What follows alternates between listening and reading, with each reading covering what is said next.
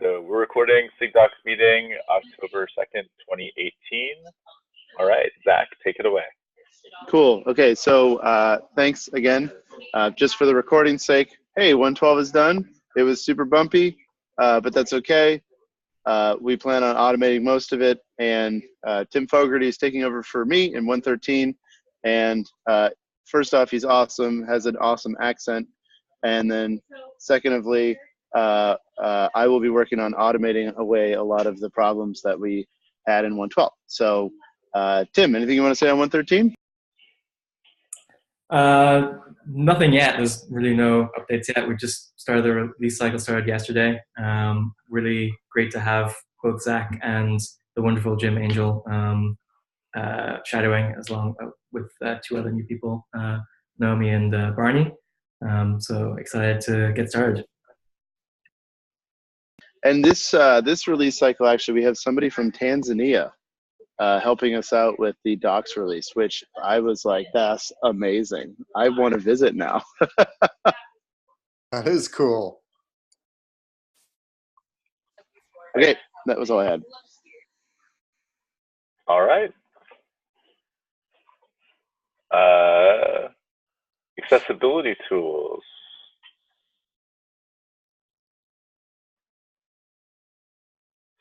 Raji? Is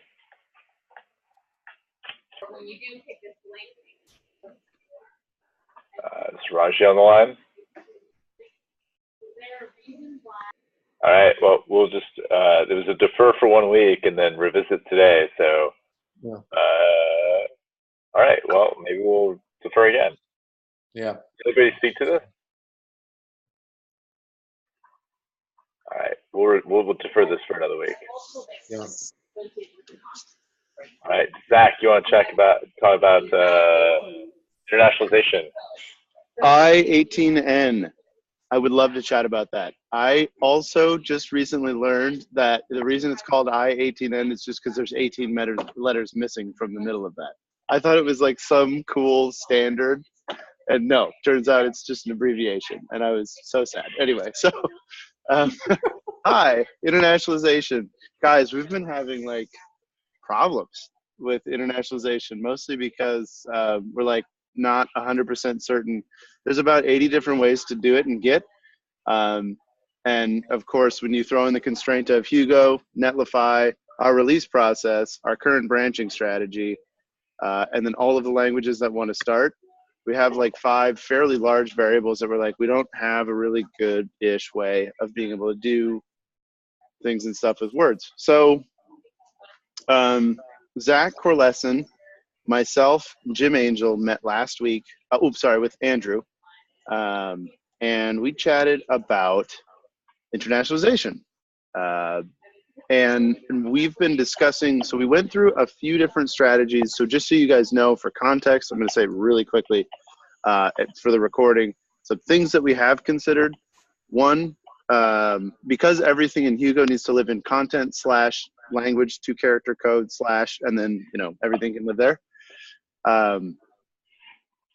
We are, the original strategy was to fork the K-website repo into each individual language and then have them use, since they have the same base commit, then they have similar-ish histories, and Git can resolve all those deltas as we try to smash them back into the K-website repo, because that's the only one that Netlify is hooked up to. And the problem we run in with that is, one, obviously, forked repos, plus long-running branches, plus as fast as PRs are merged into master in our side of things, the English side of things in K-website, it is a challenging problem for them to be able to manage the velocity of commits they have to keep up with, and the fact that every time they pull from upstream, it blows away their owners' files because they have separate owners and approvers. Because obviously, if myself or Brad or Tim or Jared were having to look at pull requests in Korean, well, actually, I have no idea if you guys know Korean, but I would really have a tough time knowing, like, oh, sorry, this is a nit, you're missing a comma. I would be like, I don't understand any of that. So let's just say it looks good to me. So when you pull from upstream, it blows away the owner's file. So given all of that, and the fact that Prow now has this thing called inheritance. Actually, it may have always had that, but let's just say for now.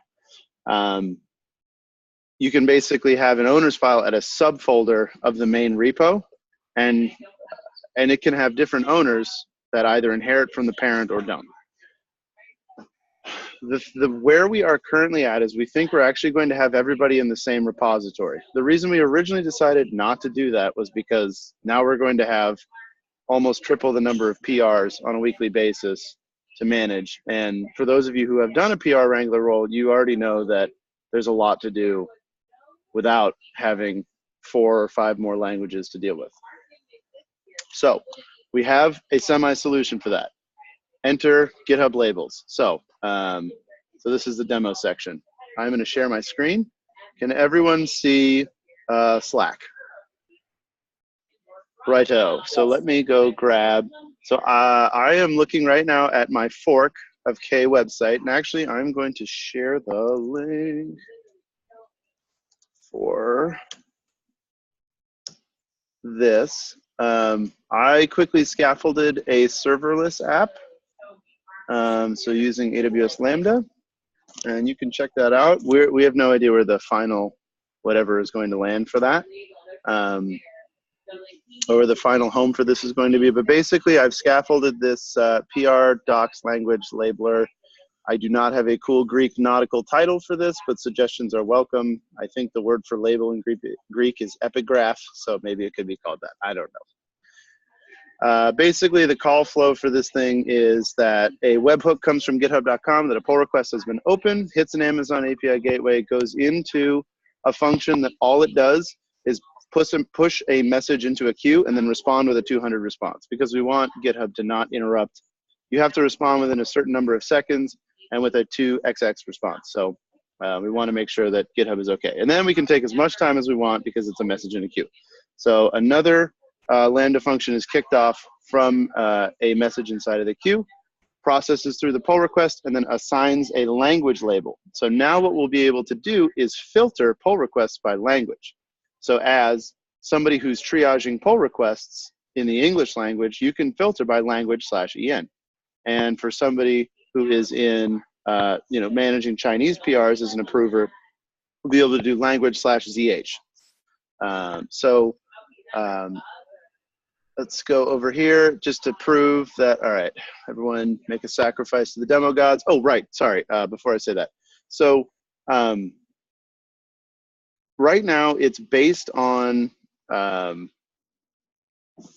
basically it does a very simple, dumb calculation of the number of files that have been changed and where they live. So if it's something that lives inside of the content/en directory, so if 3 files were changed in content/en and 1 inside of content/cn, it will receive the en label because more files changed there.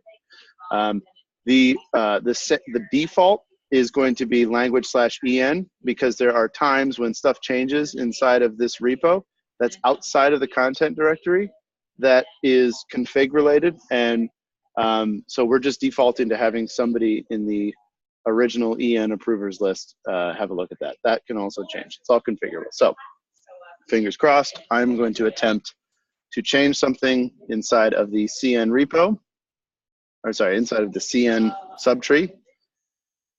And let's change this index.md, edit the file, make a pull request, something changed, and create a new pull request.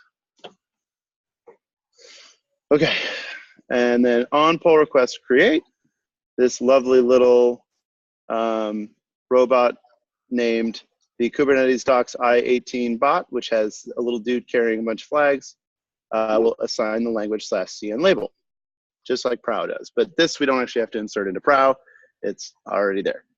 And now when I go to like the whole list of pull requests, I can filter by label. So if I filter by the language/cn label, I see only pull requests related to this language. So that is the demo, and that is, I think, going to be our strategy. So to get this into K website, it's already live and ready for production today.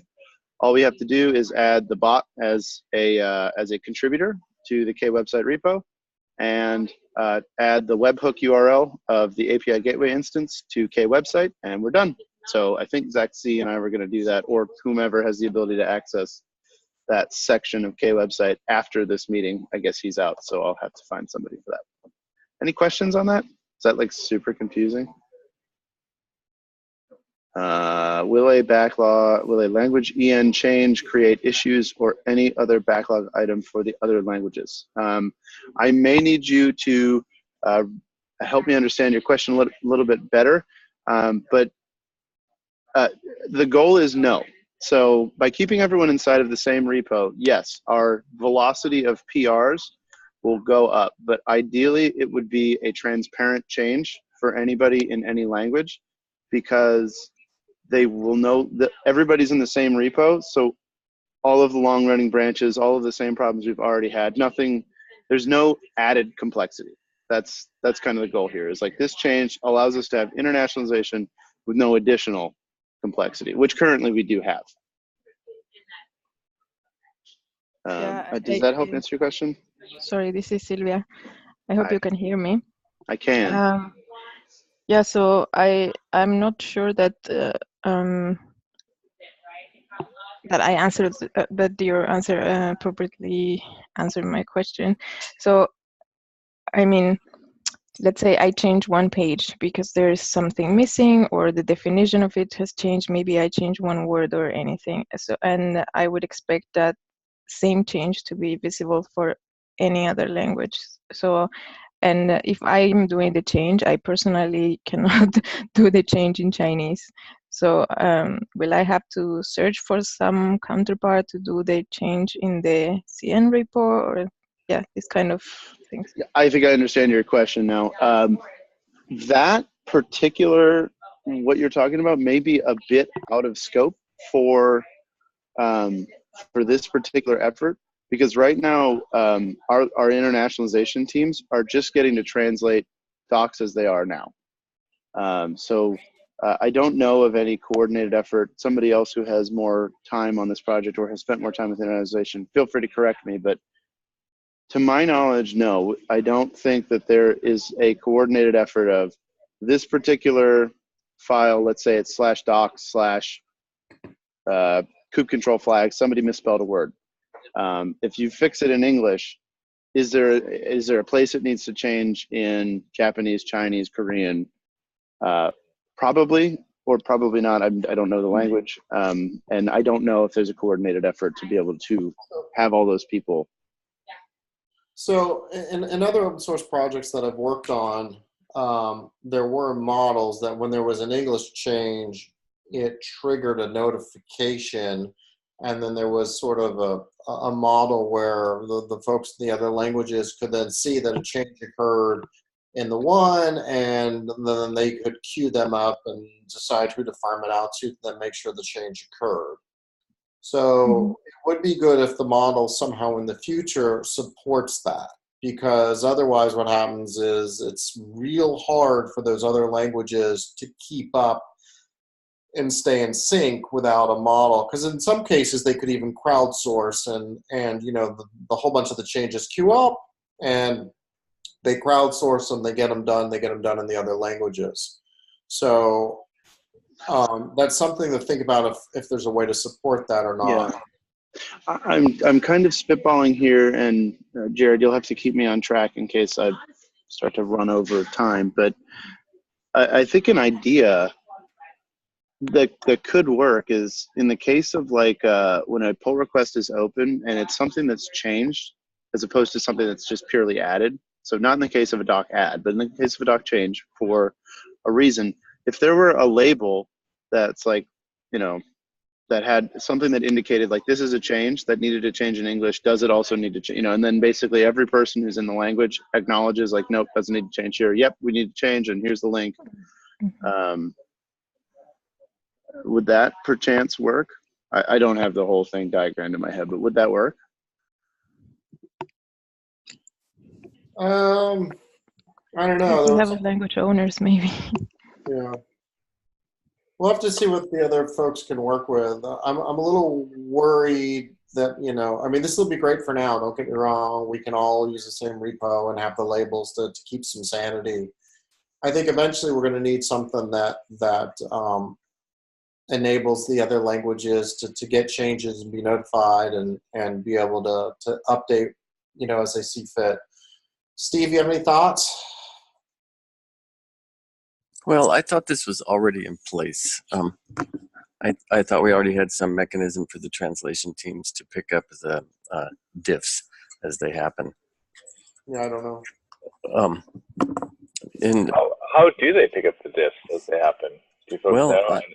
I sure don't know. Andrew'd be the one to answer that. But Andrew and Zach are the experts. And we've been doing small pull requests that make small changes, hundreds and hundreds of them over the last several months, and I'd be surprised if there's no mechanism for those diffs to be picked up by the translation teams. Okay, I was not aware, sorry. Well, I have a sort of related question. The rule is to first do the changes or the adds in English, right? Is that stated somewhere? Because let's say in a hopefully and not so long future, we could have a very engaged Spanish community, and then maybe we could end up with larger changes in a specific language that's not already visible in English. Yeah, that's a really good question. I think right now we assume that English is the default and that changes start in English and then propagate out. That's an assumption that we make, and that assumption is not going to be valid longer term. So I think that's definitely something to consider, but I don't know that it's necessarily something that I think it's one of those like, what are they? Was it delayed consensus or something? Anyway, I don't think it's something that's going to matter to us right now, but I think it is something that's going to matter to us soon. So it's something that we could keep in consideration, but I don't know that it would necessarily like stymie any ongoing internationalization efforts at present.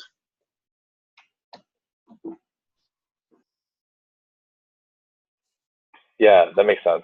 I do think this is one of those places of exponential complexity, and we need to be very careful about how we like the choices that we make here can create massive problems. So if we don't make them well. But still, that was a great question, and I think it reveals my own bias when it comes to writing. So thank you. No, I believe it's really fair if we just state in our guidelines that at first the changes should be in English, and then, like, if you want to add something in one particular language, also add it to English at least. Yeah, I think I think we definitely need to include that in our guidance. Well, presumably, if we do have some system of being able to check diffs, like that system should be able to work the other way as well. So once we're clear on how that works, then hopefully it should be able to work in any direction between languages. Yeah, I agree. I don't think we have a system to do that right now, though, and we don't have enough reviewers, in other languages who can support that right now. So I think, yeah, I totally want to revisit that when we have a system that works. Yeah, so something to think about when looking into what system we want to use, I guess. So should we just follow up with Andrew and see if he can give input on the total picture, Zach? Is that? I mean, for this particular specific issue, yes, I would say that that's definitely something that's ongoing. This particular problem we're attempting to solve is the question of branching strategy of right. Like, okay, now that we have a place where all of us are at least managing the same or similar docs right. in a sane way, then we can deal with the more nuanced pieces of how do people get updated when stuff changes. No, I think that's a fair assessment. I didn't mean to confuse the two on you, Zach. Sorry. Okay, cool. All right. Any other questions for Zach? It looks like I am able to enable this thing on K website. I did not know that I had that ability. So are there any issues with that happening? And the only thing that's going to happen on K website now is it's pretty much going to label everything as English. So it's going to be basically not useful until all the other people move in, but they're apparently undergoing that at the beginning of this new release cycle. So in the next 2 weeks. Have Zach C and Andrew reviewed it? Zach C reviewed the code yesterday evening, and I added some documentation to his standards, but Andrew has not. I think if you could have Andrew review it, that'd be great. Will do. Yeah. Good advice. I mean, I'd review it, but I have very little context. So I'm not going to be very good for you. Okay. So are we ready to move on to the next item? Yes, we are. And Quarterly, yearly goals. yeah, that was really sort of Zach C's. So should we defer that to next week? Yeah, I can give a little bit of context on it since he and I did chat about it. But basically, there's Zach wanted to come up with like regular quarterly goals, OKRs, KPIs, what have you, as well as yearly goals for the group, and have it be like a group discussion, decide on like what sort of model we want to use and actually go forward with it. We did do a similar meeting after Write the Docs in Portland this year, but every 6 months just isn't enough time because we're moving so quickly. So he was thinking of kicking this off at KubeCon Seattle, maybe having a breakout discussion for maybe a couple hours to discuss this, sort of what our goals are, just coming up with like a higher level strategy. I think he had some thoughts about the actual process, so I'm going to leave that up to him to run and decide. So he can hit on that in the next meeting that we have.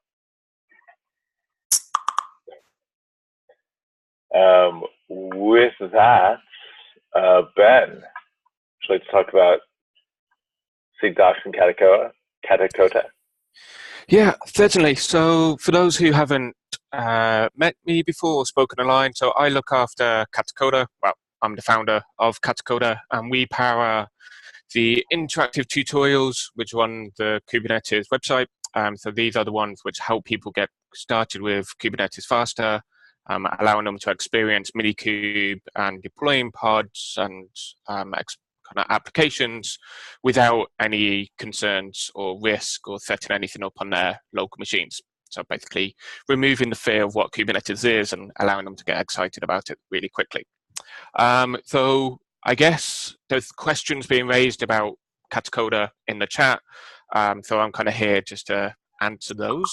If anyone does ever have questions, just ping me, attach me on the GitHub issues, or ping me on Slack, and I will always jump in.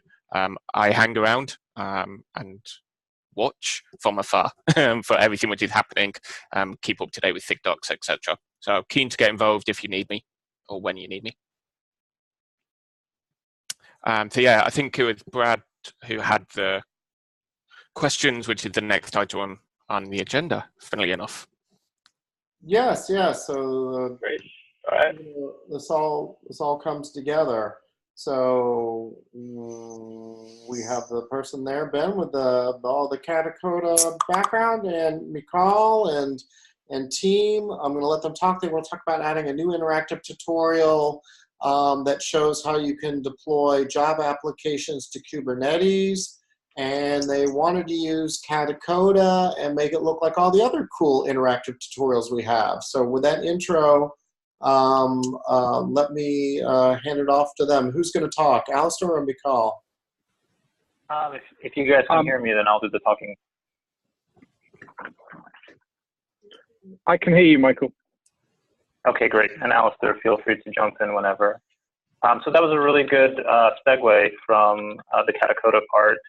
So I don't have to mention the value of the interactive guides that are currently on the site. So the current ones use a Node.js container from modules 2 through 6 till the end that the user interacts with. And we wanted to propose adding another flow for those familiar with Java runtime, if that's where they're coming from, just to make it even more inviting to those users to see their daily runtime as an available choice when they're doing the interactive guide. As far as how this would be presented to them, we're of course more than open, whether this would be simply a choice for them to choose what container they want to manage through the interactive guides, and have another choice for an open source Java runtime or the existing Node.js one. Even all the instructions could remain the same outside of, they get to choose which container. And of course, the container could be structured such that all the curl commands would be the same. It could even be a completely separate set of interactive tutorials about maybe using an existing application that they might have that's Java-based to be managed via Kubes. So that was our idea, and we just wanted to know if the community would be interested in us providing a pull request that would provide something along these lines. Well, and it was more than that, right? So there's hey, we want to show how to do this and have an interactive tutorial for Java applications.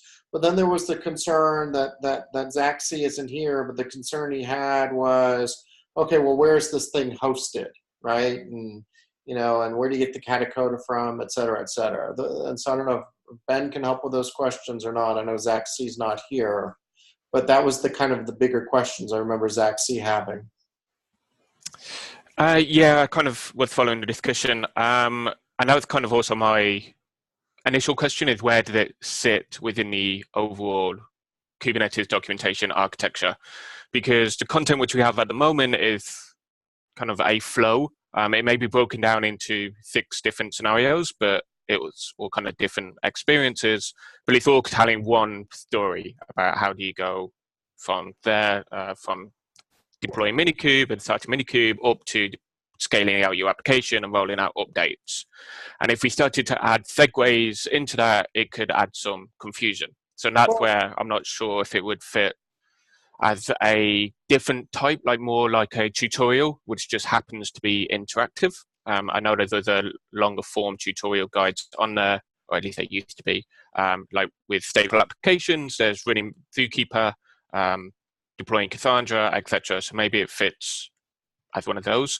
Yeah, I'm not sure. I'm probably not the best person to answer that. In terms of actually making it interactive, more than happy to help. We can update the content so that, update the environment so that the Java application image is readily available. So it would have Minikube, it would have the Node.js samples that we're using. It could also have Java, .NET, PHP, whatever we wanted to include. We can just pre-cache that into that one environment. And so it can get repurposed and reused across the website and across different scenarios which are being created. So we can definitely do that from our side. But where it sits, I guess, is a broader discussion for someone else. So it sounds like you offer the best of both worlds, which was, well, yeah, we can make sure your image is available when the runtime's available, what have you. And it doesn't have to be sort of part of the existing interactive tutorial, which I think would be confusing. You've got an existing tutorial, putting in a segue of, well, you go here, I think would be bad. Right, so you offered the suggestion of, I think this is a separate tutorial, but perhaps we can reuse some of that infrastructure to make it happen. Did I interpret what you were saying, Ben, correctly? Yeah, completely. I think that would be the best way. There's the tutorials, for those who haven't seen them, they're markdown files which live in a Git repository. And so we can add additional scenarios as and when required based on the content. And they can be separate and completely isolated from the other learned Kubernetes basics. So we don't have to touch or change those or modify those to get this to work. Instead, we can add additional interactive scenarios which talk to these very distinct use cases. So, Michael, does that make sense? Alistair, does that make sense? Yeah, I follow that. We can absolutely do that. That would allow us to customize, not customize, but make the flow a bit more unique to maybe some,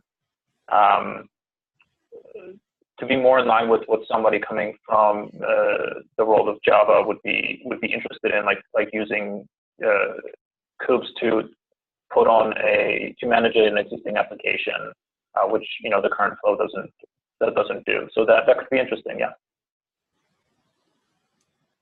So Michael, I mean, would it make sense maybe to try and offline work a little with Ben and see how this would work as you try and prototype this pull request?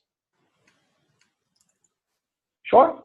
Does anybody on the call have concerns with us trying to add a new tutorial that's interactive that kind of handles a use case that I don't know if a lot of people on this call run into a lot, but we do know a lot of folks that, that's their world. They want to get Java stuff running in Kubernetes, and from what the team was telling me, they didn't see a lot that was covering that space.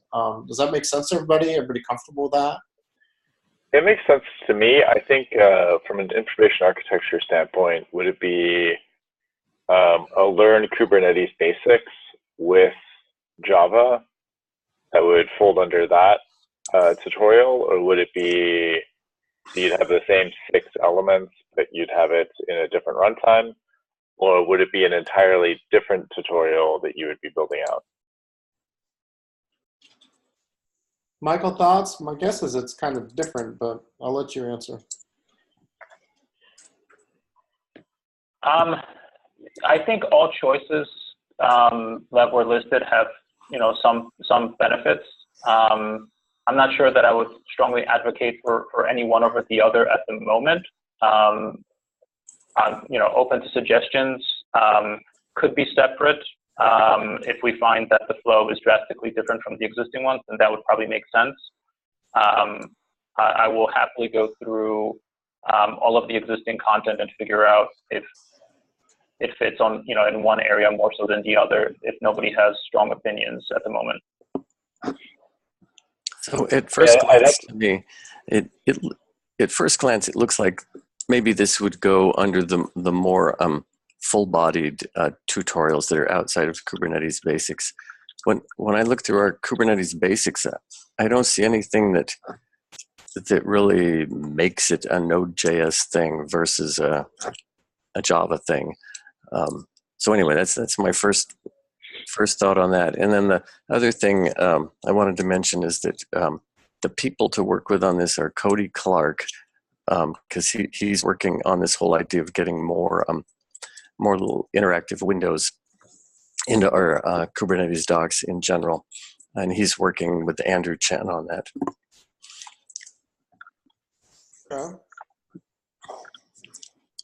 Yeah, I'm already speaking to those. Sorry, I should have mentioned it. So they're basically, from my understanding, looking at taking some of the existing formats and seeing how they can make existing content and making it more interactive. So I'm having some separate conversations. I'm sure they'll send updates as and when there's something to show and something's working. Okay. So I think the thought process for this meeting was just to introduce the idea, see if everybody liked it, see if it made sense before they did any piece of work, worry about, how could they reuse some of the Katacoda stuff. It sounds like we're okay with a lot of all that. And then really they should just go and maybe prototype and kind of learn as they prototype. Jared, does that make sense? Yeah, that makes sense to me. I think, considering, yes, thank you. I definitely, I'm already on, step 2 of, where are we going to fit this content in? And I didn't even say, this content sounds great, you should totally make it. So, I think, let me make, that clear. I think this sounds like a good idea. I did get one. Are you in the San Francisco office? Where are you? Because somebody was loving your view. Oh, yeah, it's San Francisco. So, okay. Yeah. We're impressed. Very impressed. Thank I'm sorry for derailing that. Go ahead. That's all good. I think I was just plus oneing your initial comment of like, yes, this sounds great. We should do it. Okay. And I think there's a larger question of where this fits in our information architecture. But I think we're not going to have good answers to that until we see what the prototype looks like. So I think that's fair. yeah, this sounds good. I think you should work on it. Okay. So Michael, connect with Ben, connect with Cody Clark. We can, make sure you get connected to the right people and see what comes out of it. Does that sound like a good plan? Yeah, that sounds great. Fantastic. Great. All right. Is there anything else to cover in this meeting? Any last minute items? Speak now or hold your peace for 1 week, or put it in the Slack channel. All right. Well, with that, thank you so much for attending, and I will see you all in a week. Yeah. Mm-hmm.